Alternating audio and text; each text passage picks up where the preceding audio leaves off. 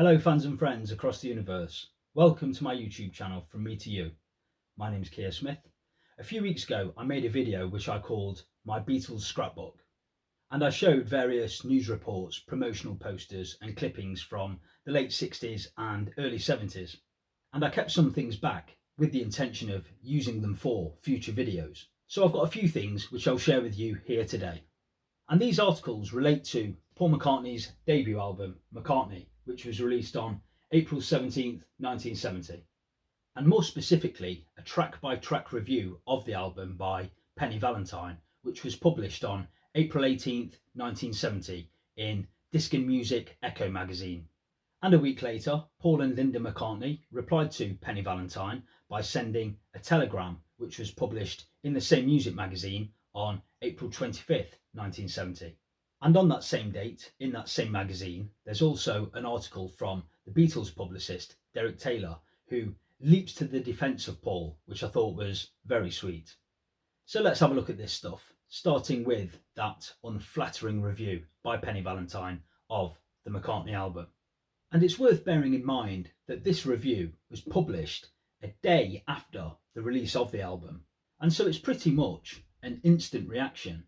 And I also think it's worth considering what your own reaction was upon hearing this album for the first time. So let's get to it. Paul, what a bitter blow. Penny Valentine reviews the solo album. It reads, "What a man decides to do with his life is nobody's business but his own. What he decides to do with his music is ditto. But when he puts that music onto an album and offers it for sale, it's suddenly everybody's business." Well, that seems fair enough. It goes on. Paul McCartney is not responsible for the aura that has been built up around him, for what people imagine him to be, for the pedestal he's been put up on, and for 101 other things. He is responsible for what he contributes, and in the past that contribution has been to music, providing the modern day musical era with some of the finest and most beautiful things ever written under the heading of pop music. So that's the precursor. Here's where she reviews the album strongly. McCartney is his first solo album. It is a bitter disappointment. To have to say it's just nice and nothing more should explain everything. Of all the Beatles, I've always thought McCartney had the most to give musically. His work has always totally appealed to me and to the world at large. Like that expectant world, I too was breathless with anticipation at this first McCartney album. Truly, I thought it would be magnificent. McCartney has managed to shatter all those hopes and illusions with about the same effort it takes to burst a balloon. Most of the tracks are not new. Some were written in India, some as early as 1958. That's all right if they're good, but they're not. They don't even sound as if they were worth saving, never mind completing. I don't claim to know what he was thinking when he planned this album. Perhaps he's laughing at us all. That's fine, but it's a pretty cruel way of doing it. It almost amounts to a betrayal of all the things we've thought and, almost childishly, come to expect, like being let down by Tchaikovsky. Inside the album, Paul proffers a little list of helpful notes to the listener about what he played, how he overdubbed, and what prompted many of the tracks to be written. Under the song Maybe I'm Amazed, he writes, "Written in London, at the piano, with the second verse added slightly later, as if you cared." The thing is, I do care. We all care in our way, and if McCartney really thinks we don't, that's the saddest thing of all. I think Paul was having a little bit of a joke there.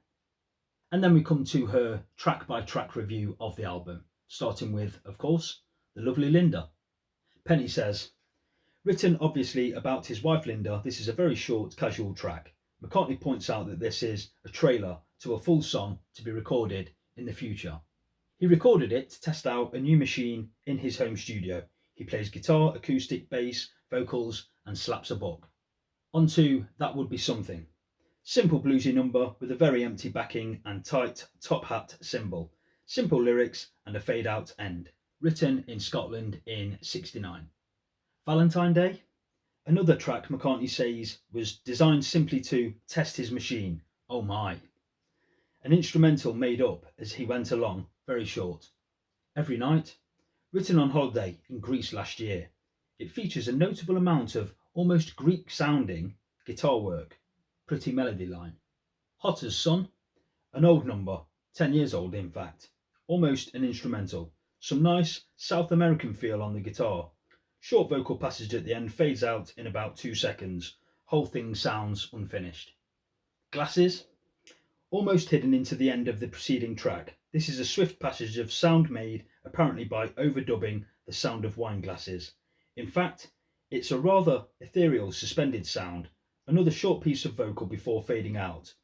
This, says Paul, is a section of a yet to be completed song called Suicide.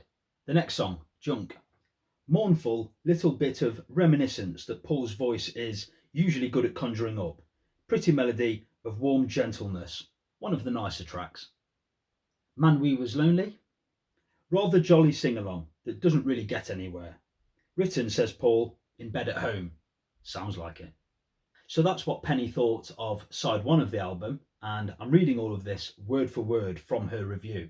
So let's see what she thinks of side two. And side two opens with Ooh You.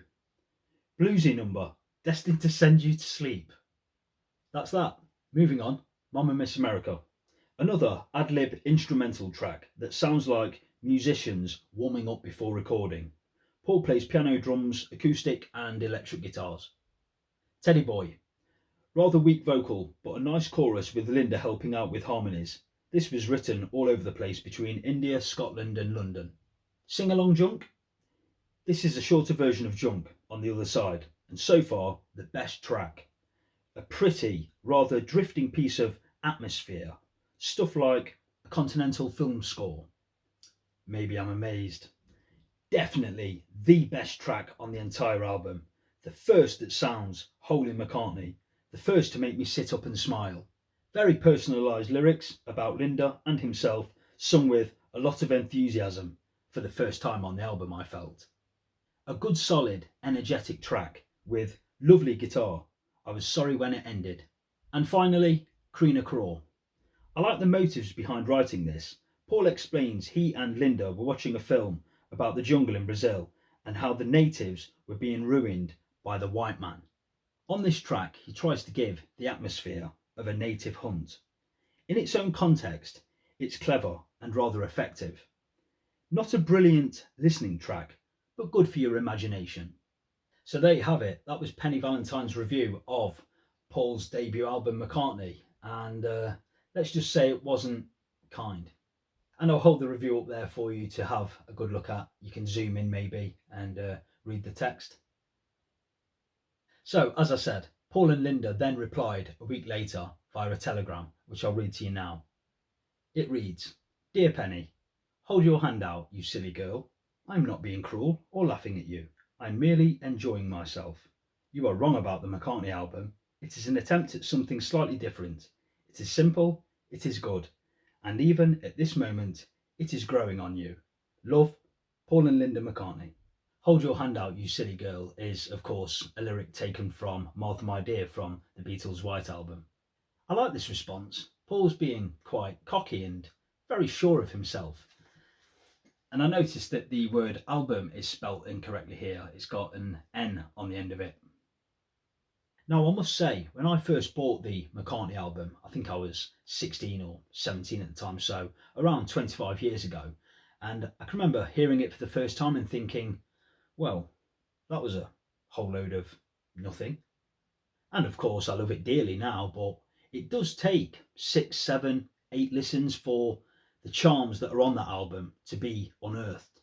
And I agree with Penny's review where she says that Maybe I'm Amazed was the first that sounds wholly McCartney. I remember thinking exactly the same thing.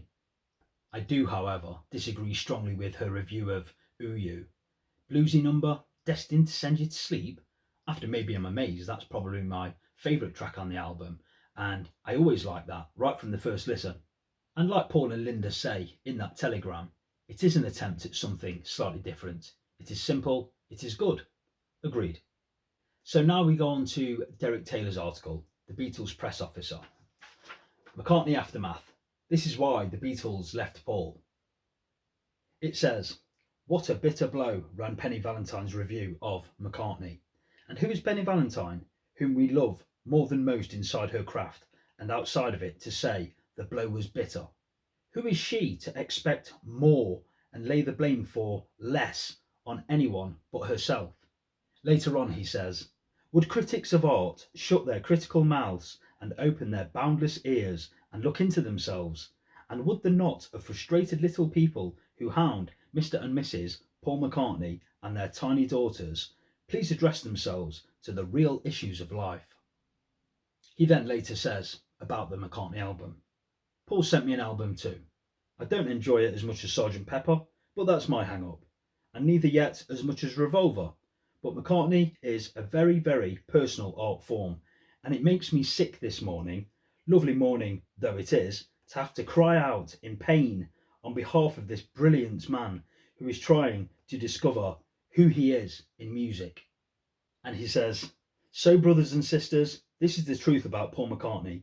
He cannot make that Beatles scene anymore, because what we know as the Beatles and love as the Beatles and prized and valued and changed our lives by is not what it was. It is a hang-up, it's a drag, and it is a prison for four souls screaming for freedom. It was once a garden with tangerine trees and marmalade skies and girls with kaleidoscope eyes and cellophane flowers of yellow and green. And finally, he caps it off by saying, the Beatles, they have done enough for you, and you have done enough for them. For every dollar you spend on them, they give you $1's worth of themselves. I'm sick at heart. Press, public, Beatles, we seek too much of each other. Paul McCartney has not left the Beatles, nor has Richard Starkey, George Harrison, or John Lennon. The Beatles left them at an unrecorded moment in time. And again, I'll hold the article up there for you to have a good look at and zoom in on, by Derek Taylor, the Beatles press officer, jumping to the defence of our Paul. So there you have it. That was the furore surrounding the release of Paul McCartney's debut album, McCartney. But I'm interested to know what you think. What were your first impressions upon hearing the McCartney album? I must say, I was underwhelmed. I think at the time it was the 5th or 6th post-Beatles album by Paul that I'd got. And upon hearing the McCartney album for the first time, I quickly put it back down and went back to London Town and Red Rose Speedway. But let me know what you think in the comments section below. Please give the video the thumbs up if you enjoyed it. Please subscribe to the channel. There'll be lots more to come. Thanks as always for watching. See you next time.